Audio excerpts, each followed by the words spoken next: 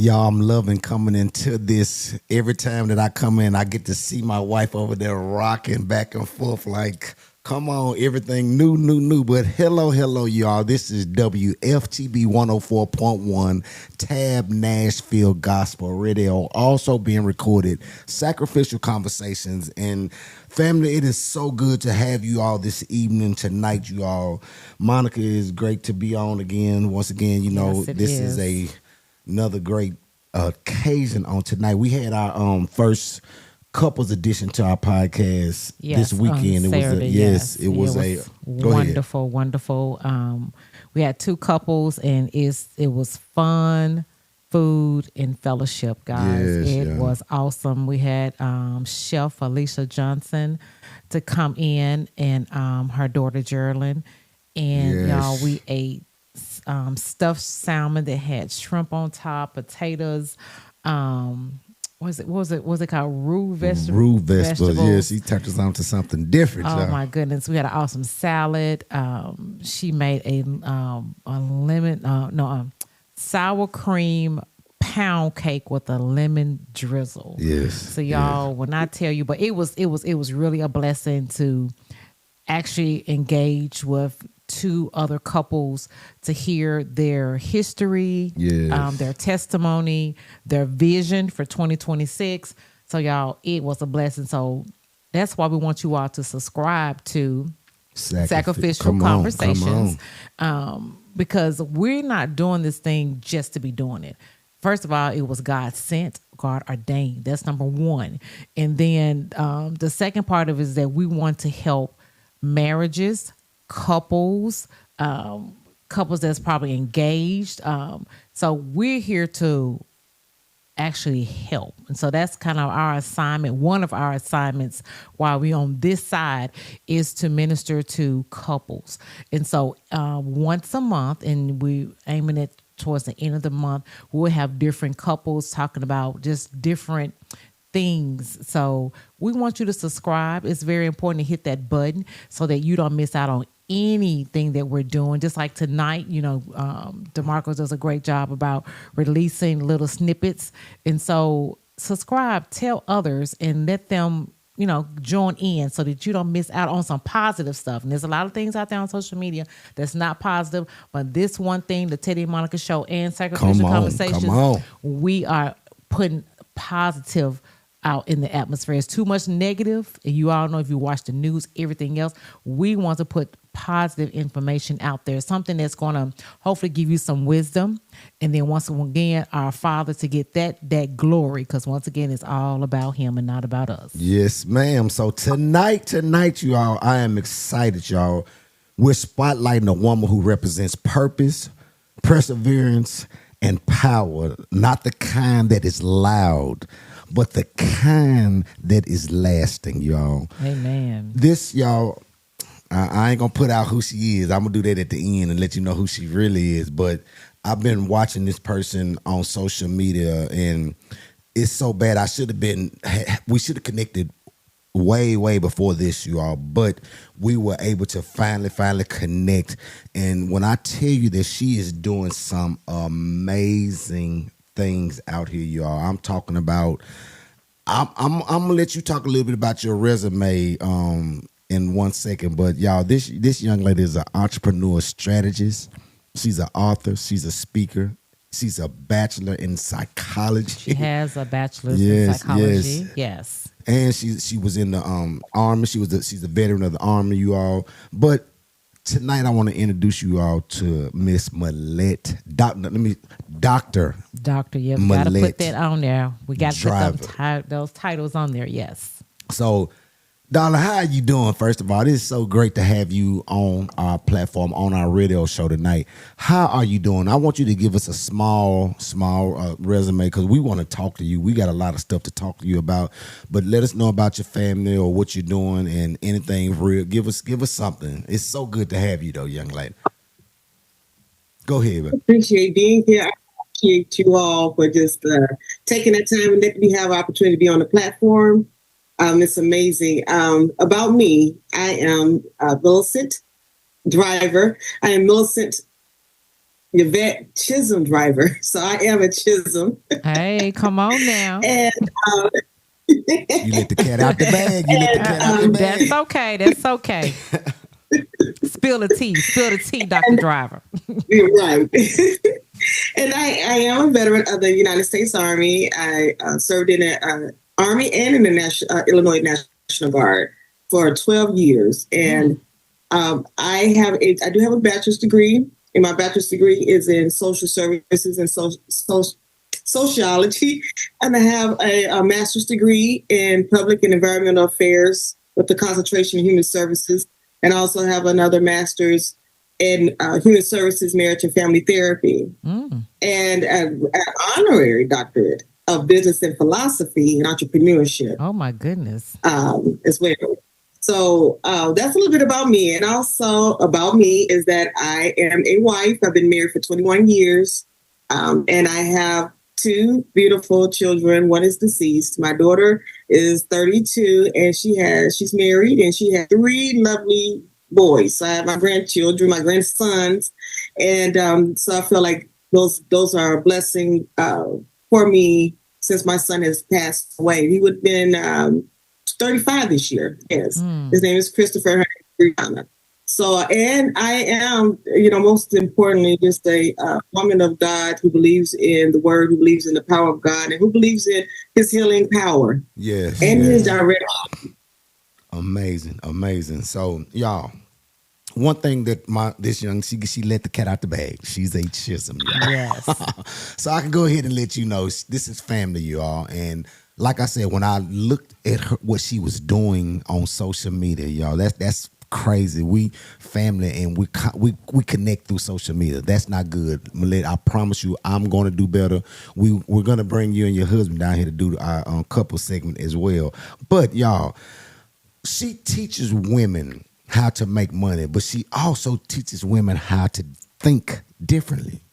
So I want to give you a couple of, just before we get off into some other things.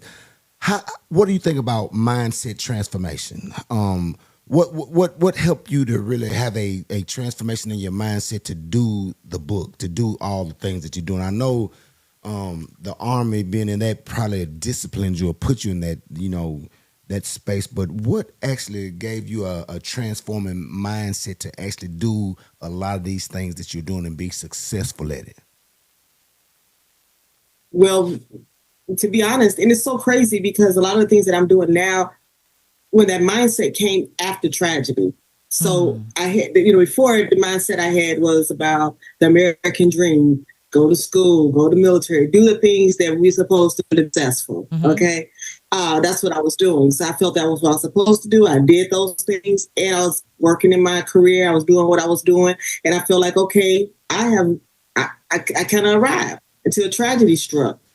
And when I lost my son in an accident in 2011, he was a week from turning 21.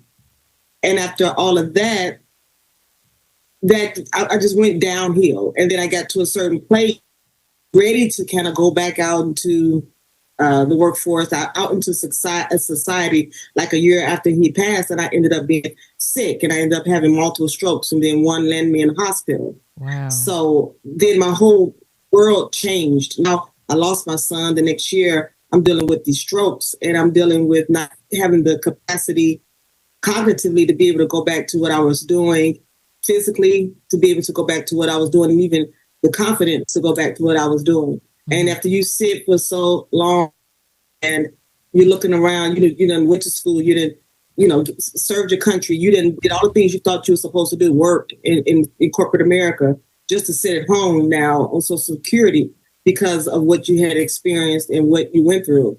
Wow. So you get to a certain point where you realize after about 5 years, you're still living. You're still here. Now, what does that mean? So that means you're just going to sit and just waste away the rest of your life. So then I noticed that I had, did all of those things in the past, and they were for nothing. So how do I bring that into the now? So I had to sit and think about what I want my life to look like for the rest of my life. So that mindset came in. What am I going to do with the time that I have left? The impact that my son left at 20 years old, almost 21, was impeccable. I mean, he had done a whole lot in a short period of time. his memorial service was a bishop who passed away. It was that many people there, and that many people was impacted by him. But I'm sitting here and I'm not doing anything. That it's not about the quantity, it's the quality. Yes. So that mindset came in. What am I going to do with the rest of my life? And I'm like, I have something to give. I have more in me that needs to come out. So that's where mindset happened for me. Where I'm at, what brought me where I'm at today. Not so much the things that I've done before the heartache, but after. Wow. And go ahead, baby. So, Dr. Driver, so I guess what was some of the first steps that you took? Because a lot of people fall down into depression and they don't want to get back up. So what was your motivation to say, hey, I need to dig myself out this hole? Well, the first thing that I did right after he passed is that I got a therapist. Okay. And I did grief counseling because I understood that talking to somebody and having that professional help was going to get me to a place where I was going to be able to survive. Mm-hmm. Because after he passed in that pain, I didn't know if I was going to even be able to make it. But once I started to do that, I started to realize I started to understand how to grieve and still have joy and how it can coexist and how those things happen. Once I got to a point where I was just coasting along and everything was I was just kind of coexisting, then I said, you know what? I don't want this to be the rest of my life. Mm-hmm. And I always believe in this. If you feel like you're hurting and you feel like you're going through some things and you can identify that fact and you don't get help, then that's a problem. Wow. If you know that you're struggling, if you know that you can identify you need the help, you need to go and get the help that you need. So that's kind of how it was for me. It wasn't like, oh, let me just pull myself out. I had to do like these stepping stones, and I had to really get tired of being where I was at. And if you sitting there for so long and you just sitting there, you stuck, and you know you need the help and you don't go get it, you got to. That was me. I was like, what do I need to do to get past this, to get to the next point and level in my life? Wow. Maybe that's Yes. That, I mean, just that alone, because we had another guest. It's amazing. She's an author as well, Malette. We had another one of our guests on the podcast that went through the same trauma. She lost her son as well. And God took, and she went to therapy as well, but God took, and she was able to write a book from this pain, from this suffering. And she actually knows the young man who killed her son. Okay. And tries to love on this. She's literally healed and she knows, like, when she sees this young man, she loves on him instead of feeling like she wants to get him or wants to hurt him or she has some type of anger towards him. So in that, in your healing, and I get a lump in my throat when I think about people losing their children, but in your healing, were you able, or did you know the killer in this situation? Well, my son, he was in a car accident. Oh, wow. Okay, come on. He was in a car. Yeah, he was in a car accident, and he was, and it was a isolated solo car accident. It was just him. He wasn't the only one. He was driving, but he was the only one that got killed in the accident. So and he hit a guardrail. Wow. Yeah. At that point, so it was his moment. That was his time in that moment. So, yeah, and I think that has a lot to do with probably the healing, portion of it too. Is I looked at it as more of a spiritual thing, absolutely, as opposed to someone snatching his life. So when people, lose anybody, and people say, well, I understand what you feel, I know what you're going through. You can't say that. Everything is different for everybody. Right. So yeah, even as painful as it was at that time, I think it was a spiritual thing that happened for me as well. Absolutely, in that moment. Absolutely. So in this, what did it lead you to do first? Did it lead to the book or the entrepreneurial strategist? What came first? Because I know the Army was part of. I know you did that first, but what line this up? How everything and all the different things that you've accomplished? How did that line up? Give me the lineup of all that, from author to. Well, Oh, well, first, so it started. I always had a book in me. I always wanted to write ever since I was in high school. But I went to a year of college after I graduated high school. But I said, I'm gonna go to the military. I just wanted to see what was going on over there. So I went in, and then I went back to school. And that's how I ended up getting my degrees, and then going into my career after the storm, per se, with the loss and everything. I thought I took some time to really sit down, and I felt like that was a gift from God to have me sit down as well. And then I wanted to pull out all the things that I was feeling from not just that, but years ago, of things that I dealt with myself, my self-esteem, my emotions, and all of that. And I wrote a book, and it came as a point of like, this was something that I had to do. It didn't start off in a place where I was like, I'm gonna be an entrepreneur, I'm gonna write a book and all this and that. I needed to write because I always knew that I was going to write. Mm-hmm. And I ended up writing a book. And the book is, I actually got a copy of the book, I think, somewhere. But it's a book called Pretty Ugly.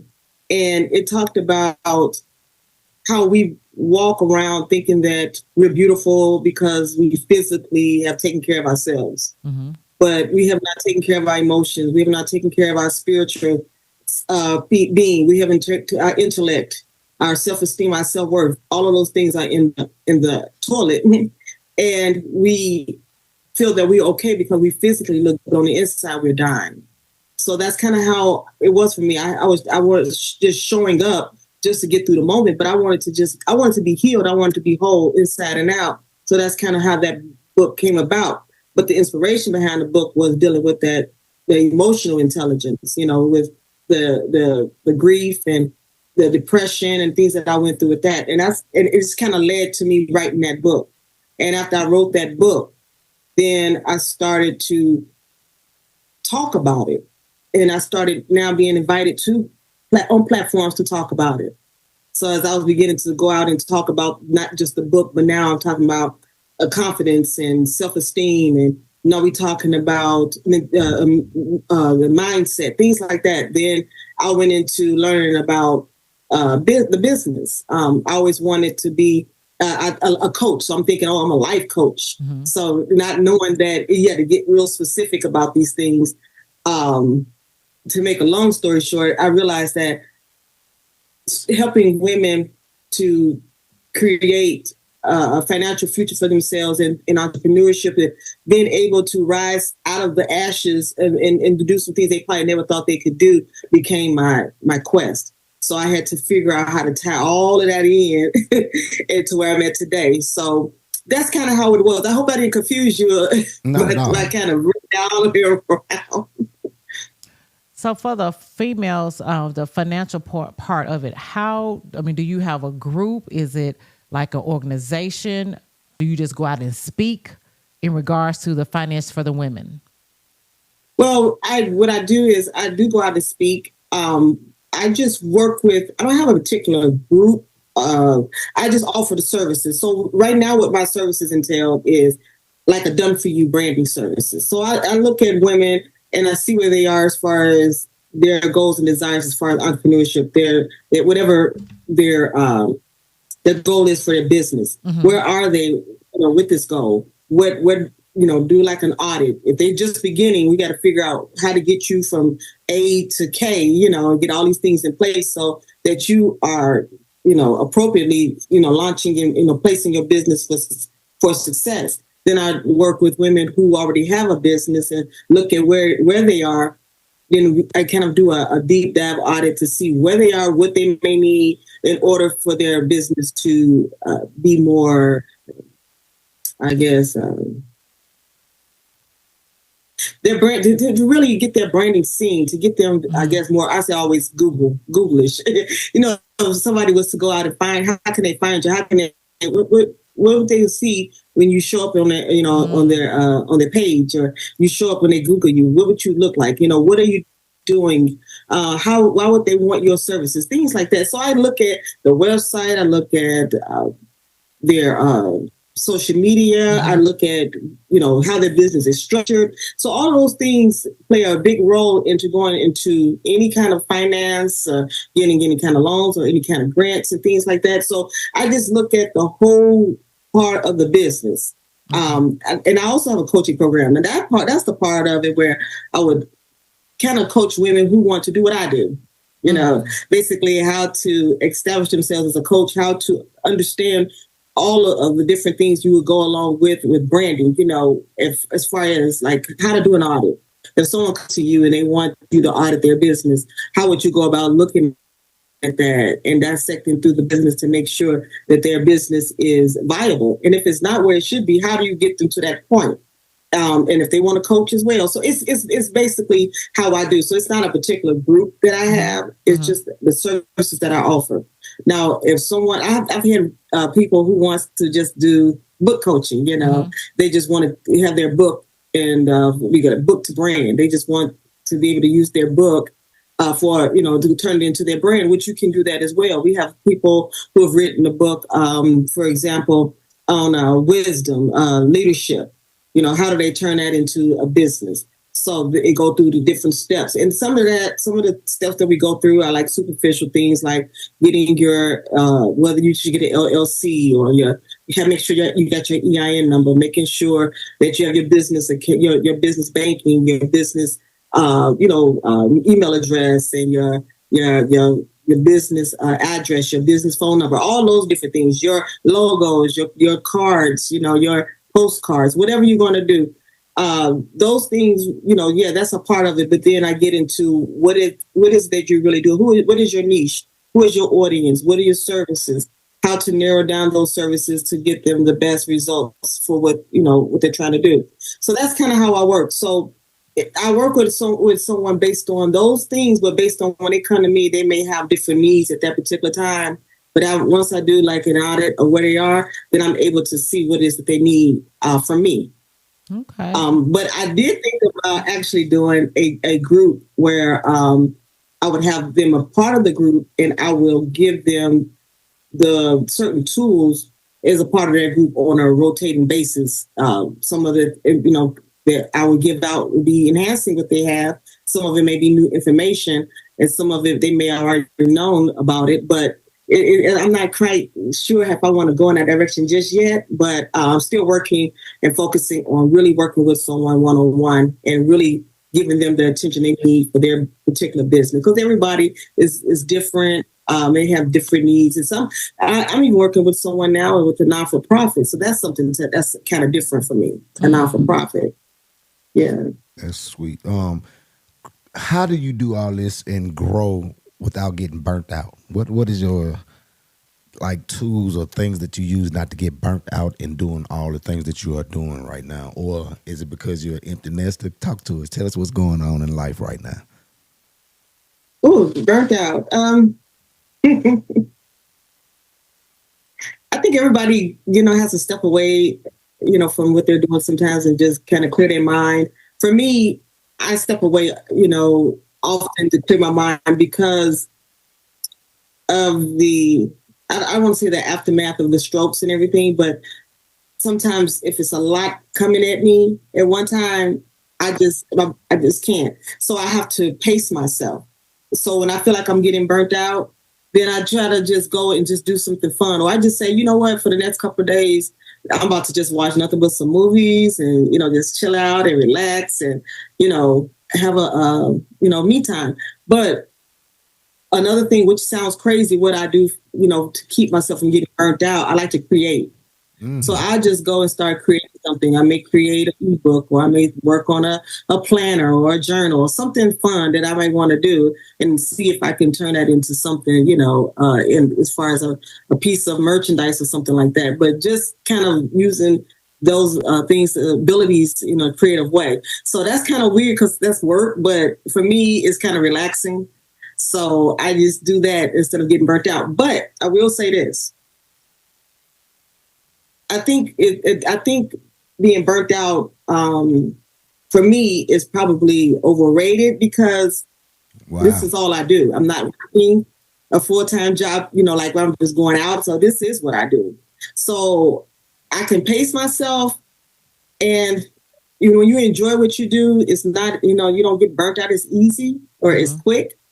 And then too, because you are in charge, you can kind of pull away when you need to.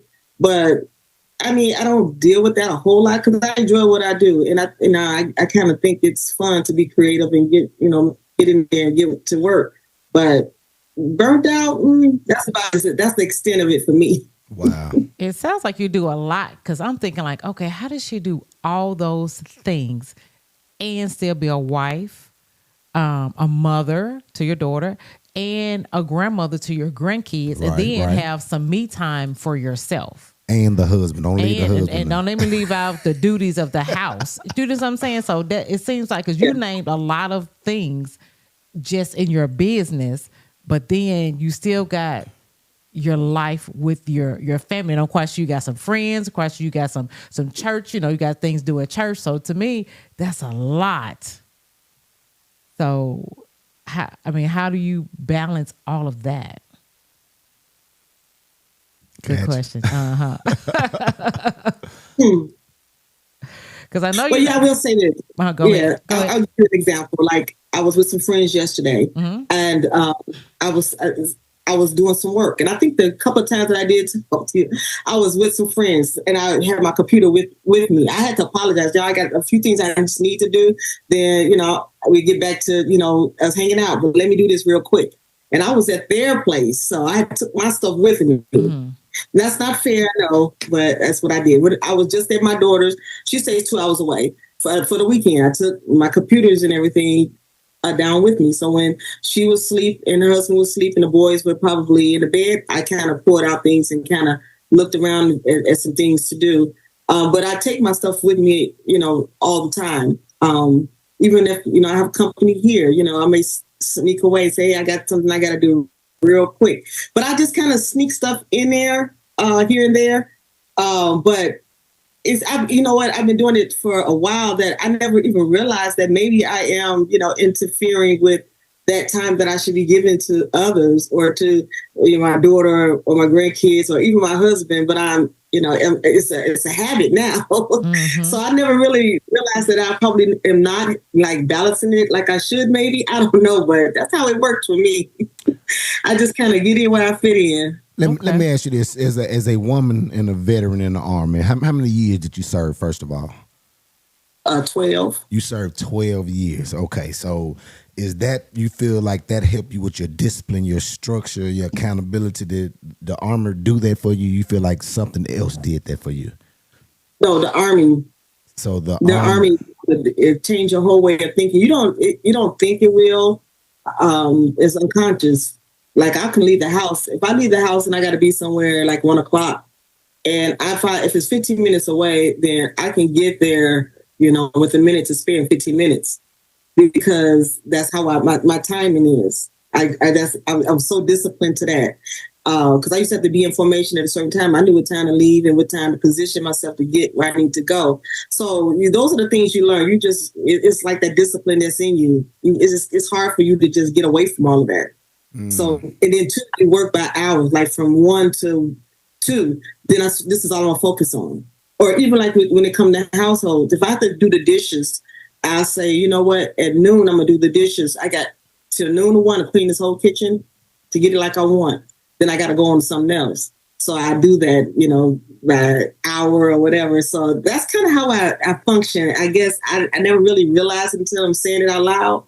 But yeah, I think the discipline from the military just kind of put those things in perspective for me.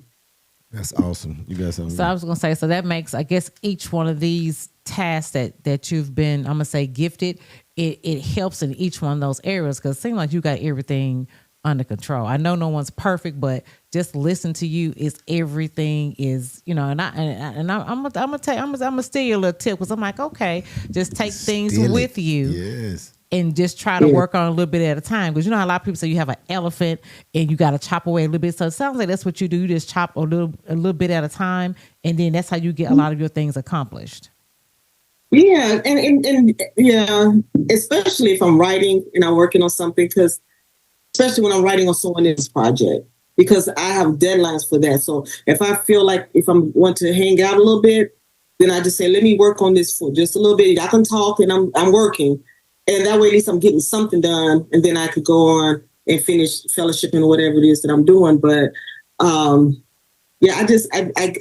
I kind of spill over into things, other people's time, I guess. But they don't have a problem with it. Everybody seems to understand. They know what I'm doing. They be like, "Oh, you're just so busy," but they give me grace. Absolutely. Let's go back. Let's go back to your books. Okay, how many books have you written? First of all, that's embarrassing because I really don't know. The last time I think I checked, I think I might have been at 14. Now, let me explain what that is.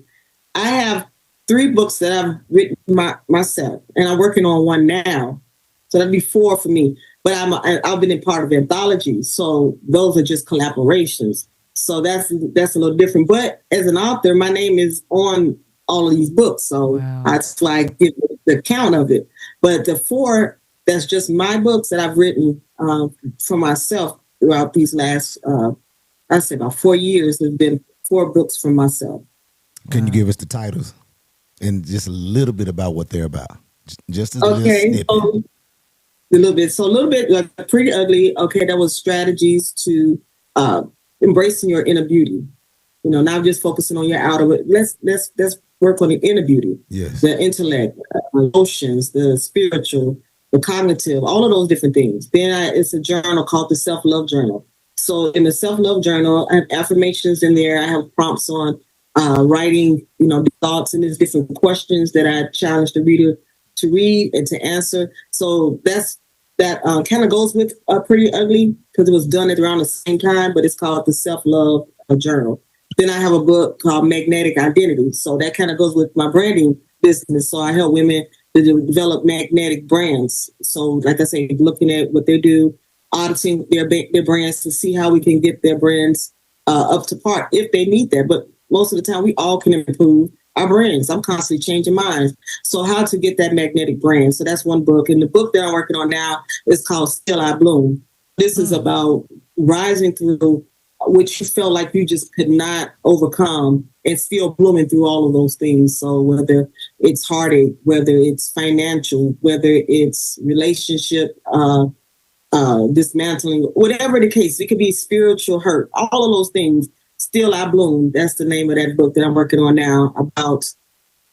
It's about from the pruning to the blooming. So basically not allowing those hurts, those pains, those cuts, all of that to stop you from growing. So actually those things can actually be the reason why you are blooming into a beautiful flower. So that was good. Yeah, that's good. Awesome. So you said that book is what you're working on now. It's not complete. Yeah, I'm hoping that it'll be ready by March. Okay. So that means you're almost finished. Yes. And did you self-publish and do all that yourself, or you had someone to publish it for you? No, I did that myself. All the ones that I've done, I've done myself. This particular book that I'm working on now, I think I may have a different publisher, but the other 3 books I self-published myself. Amazing. So when you do these books, I'm learning. So I know you do. So the majority of the writing is you. So what about like your artwork, like the cover, the names? Is that all you? Well, the names and the subtitles is me. The artwork I contract out. For the first 2 books, I was working with someone who helped me to contract out to someone who's able to get my vision and to create the covers. This last book that I have, Still I Bloom, I actually went through, you ever heard of Fiverr?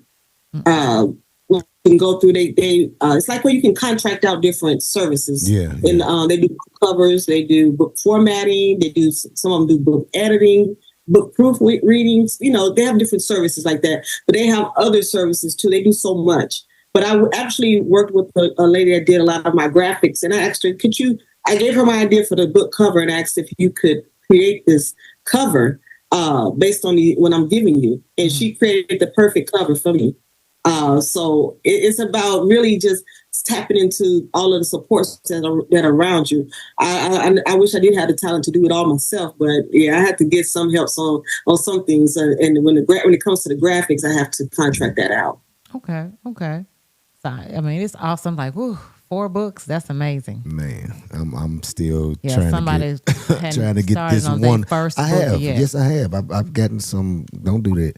But anyway, I want to say this real quick. There you go. She look at her. She laughing at me. Dr. Driver, can you quiz him real quick? So he said he done started. So how do you know if he actually started? Because I have titles and I have some segments. I have different chapters of the book. Does it sound like you're on the right track, Dr. Driver? He does, yeah. He does. Because you know what? Once you get to chapters, and they may change, you may change them around. You may even change some of the names of the chapters, but you can start writing based on the chapters. You got titles, but you don't have to always go in that direction. But that's a good start. Sweet. Outline. I always start with an outline. That's a good start. It's a good start. You hear that? We need some words now. Words on paper. So real quick, out of everything that you are doing, is it one thing that stands out that you enjoy the most, or that you get more purpose from in your life? Is it one that stands out for you most, life coaching or the entrepreneur situation? Do you get, which one gives you more purposeful feeling or just great feelings about doing it? The Done For You, the coaching and the Done For You services, because a lot of ideas that others might not know about, that I know about, I can show them something in their business or their brand could just really stand out, and they'll be like, oh, I did not know about that. Wow, that was great. So there's some things, like that, that a lot of, that was giving me the greatest joy, because sometimes it's very simple and people may not even know just that real simple thing. And I could say, oh, this is all you have to do. Someone was getting a business address. I sent her to go right here, and then you'll be able to find, the kind of business address that's going to have your brand stand out when you go for funding and things like that. She found a business address was perfect for her, but she, they have an established business, but they didn't know where to go for, that particular thing. It seemed like that would be something that's obvious, but it's not. So it's the small things like that that make me happy when I can help someone to bring things closer to home for them. That's where I get my joy at. And people have been really kind and really patient in working with me in those areas. So that's why I really like that. So I go here a lot, and I'm finna go here. You haven't mentioned your husband but one time. How do you all find space and time, and even after going through the tragic situation, how do you all find space, time to connect, to heal? Or what's some of the strategies that you all are using to just stay into no marriage is perfect, like she said, but into a great relationship? And how long have y'all been married too as well? Give us that. We've been married 21 years, be 22 years this year. One of the things that we do is that we travel. We like to go travel together. So, and we actually hang out with each other, So that's something that we always did. Was hanging out with each other. We'll watch a movie together. We could sit and just have coffee and just talk. That's that's my friend, and that's kind of the whole relationship started with us when we first met. We was like that. Then too. At one point, we were in ministry together. We had a ministry that we together, so we did a lot of things. We had a lot of common things that we would do together, which brought that friendship out. So that when I'm busy or he's busy, or like you said, when tragedy strikes, that friendship is still that pillar. That's still the foundation of that relationship. So you always come back to that place where you can sit and be friends and have a cup of coffee and be able to talk and laugh about something and not feel that we're straying away from each other. Because I know he works at BP oil refinery, so they're busy a whole lot, and and I can be busy a lot. So sometimes in the evenings, if he's working over and I'm by myself, I'm like, dang, I wish he was home. But, I do appreciate the times on the weekends when he is at home. So we try to make that time count with each other. So I'm good with just watching a movie together. and spending that time. Absolutely. So when you go on vacation, Dr. Driver, you do leave that computer at home, right? You just focus. It's just you two, right? You know what? Yes, but I started doing that because at one point I was taking my work with me, but I stopped doing that because it's not that serious. I thought it was, and I think it came from just me feeling like for years I was not productive and I wasn't doing anything. Mm-hmm. I just felt like I was wasting time, and I just got aggressive and overly zealous with it. But now I'm starting to learn how to step back from it. And that's what society puts in your head too. If you're not doing things at a certain time in your life, you're behind. Mm-hmm. But I realize I'm right on time. I'm not behind. I'm okay. It's so amazing that you said that.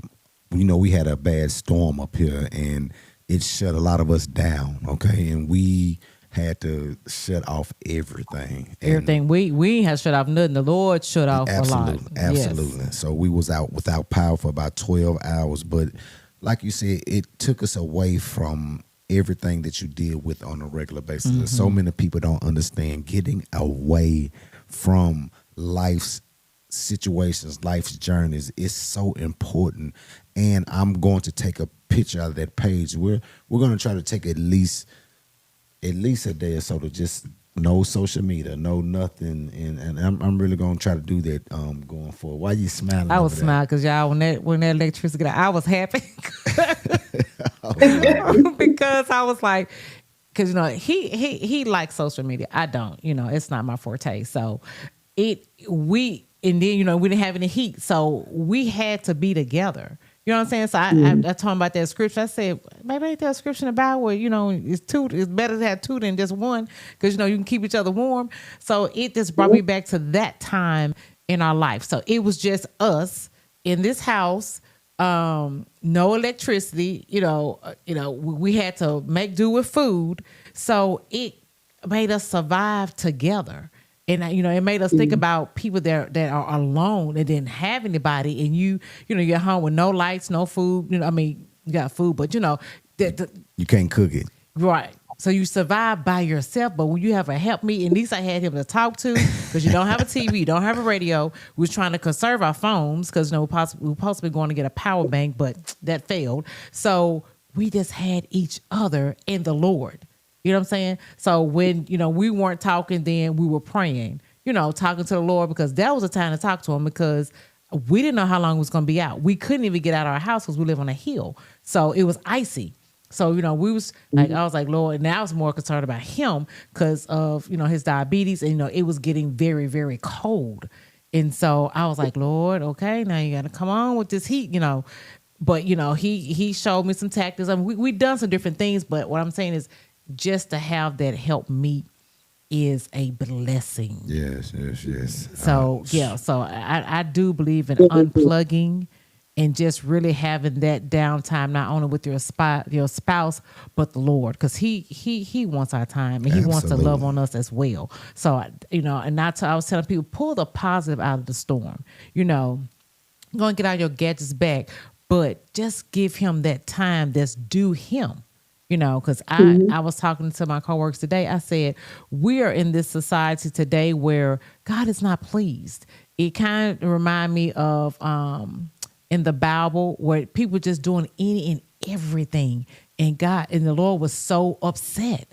And to me, we're right back at that. So he's trying to get our attention for us to do right. But a lot of us want to do what we want to do. And then when we get up there and he said, depart from me, never knew you, then we're going to be sad. So, yeah. What happened? So this time goes by fast. We tell everybody that this time goes by fast. So I got two other questions. Monica, you got anything else you want to ask? No, okay. Your time is winding down. It's winding down, but I got to get these two out. Okay. You can be spiritual and strategic at the same time. What has your spiritual side of life done for you? I know you love the Lord, but what impact has your spiritual life done, or what has God done to just really, really sustain that spiritual lifestyle for you? You know what? For one, just his word, because early on, he deals with me in dreams. Early on, he's given me scriptures in dreams. And one of the scriptures that he gave me years ago concerning my son when he was in the hospital, he was a baby. He says, all things work together for the good. Yes. You know, and that was, I had a dream about that scripture, like the night before I had a situation that happened with him. But I held on to that scripture because he'd given me that word to sustain me at that time. That was all that's all I had at that moment when I was going through with him. You know, to make a long story short, he was taken by his dad and didn't know where he was for 3 months. And that was what he gave me to hold on in those 3 months, was that scripture. And I leaned on that scripture, and God made it okay. But just period in my life, the word, and just being able to on his word, to be able to go to him in prayer, having that relationship with him myself, not feel like I have to go through someone for him to speak to me, to hear his voice for me. Yes. And that's what he has done for me. And so I was firm about that relationship, firm about that connection, about what he has given me. That relationship, and it's special because it's authentic, it's real, it's between me and everybody, their God, my God. Yes. And how it has shown up in my life, but how he has given me the word and the tools to be able to live this life. Wow. In the downs, on the mountaintop, in the valley. But that is my foundation. There is nothing else but the word. About the relationship is my foundation. That's it. Yes. Nothing I've done, nothing can do nothing, and will not be able to do anything without the relationship that I have with God. Amen. Absolutely. He is the sustainer and the finisher of my faith. Period. That is it. That is where I'm at. Where I trust what he has shown himself strong in my life, even at the worst of times. He's shown me, even with my son, even at the moment I found out, I knew that he prepared me for that moment. Wow. After you go through that, nothing else nobody else can say. Wow. So this is the big one for the night. And we're gonna have men on here. I got a couple of men that's coming to the podcast later on, and they're life coaches as well. But this is for women tonight, and this question, and I came with this question because I see so many women do this. Okay, you all have been serving everyone else. Finally, it's time for you to serve yourself. Give us how do you serve yourself now? What how do you give women the push or the go to serve yourself and not always concentrate, because that's how y'all built. Y'all built to serve, do. How do you coach a woman to understand? Do it for you. Find you in it. Ooh. One, stop putting everybody else in front of you in the mirror. We put everybody else's opinions, thoughts of us. We put everybody's goals and aspirations in front of who we are. And we could be looking in the mirror and we won't even see ourselves. We'll see everybody else. We'll see them. Prime example, if I make a decision about something and I share it with my family, my children, or whoever, and they don't understand why, or they're questioning why I'm making a decision that I made, I have to be firm enough to know that I made this decision. And I don't have the energy to try to convince you to understand why I made the decision. I'm not going to take away your opinion. I'm not going to, take away what you think. But I know that I have to be firm over here on what it is that I'm doing for myself. For me, being able to see me is the first start of that. Being able to appreciate my thoughts, being able to appreciate where I'm at on my journey, knowing that I'm not perfect, knowing that I don't have to be perfect. You don't have to agree with everything that I'm doing. And and it's okay if I make mistakes. It's okay if I step back and redo something again. Who am I trying to impress? What race am I trying to run? That's the thing. We try to keep up with something, or we try to keep up with people. We try to prove a point, and we forget ourselves in the midst of it. Instead of just loving who we are and being okay with what we have and strive for where we want to go. So you have to be able to put yourself in that place and stop putting people in a mirror in front of you where you don't see yourself. Wow, That was good. That's awesome. Right, That's a good quote right there. So, in tonight, give us all your platforms. Share your platforms on the show so people can go there and look at what you're doing, and also be on the Sacrificial Conversation website as well.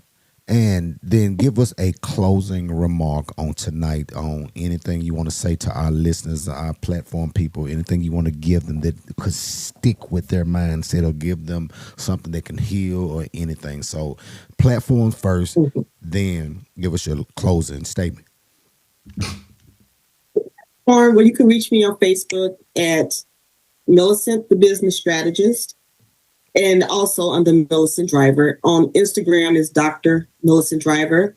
LinkedIn is under Dr. Milicent Driver. Everything is going to find me as under Milicent Driver. And Alignable, I'm on Alignable under Dr. Milicent Driver as well. I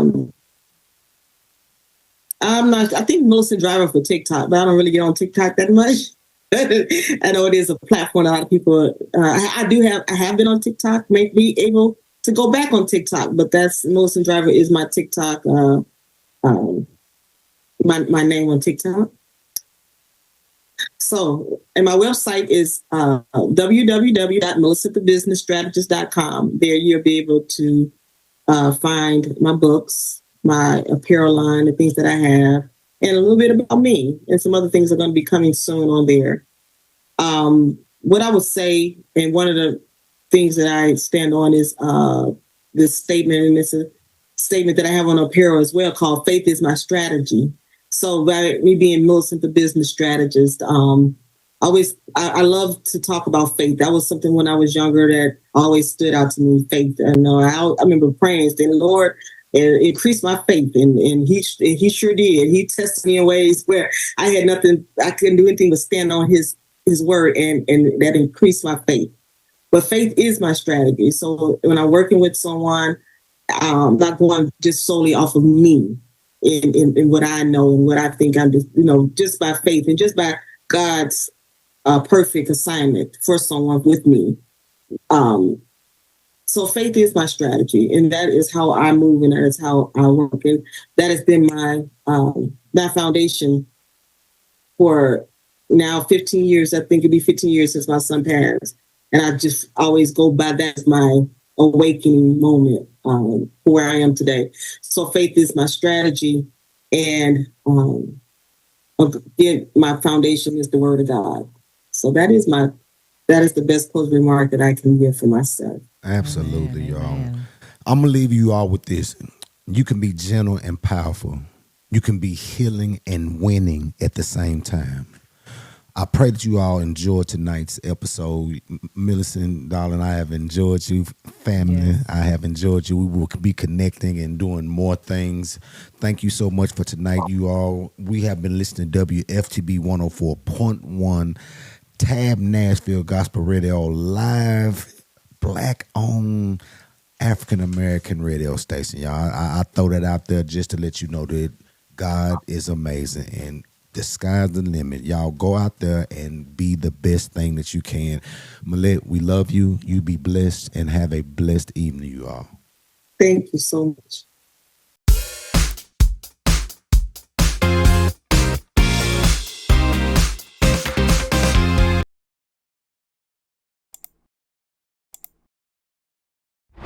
I told y'all it was going to be a good conversation, Sacrificial Conversations. Did you subscribe yet? Hit that like button. You might get something that's going to help your life. Y'all be blessed.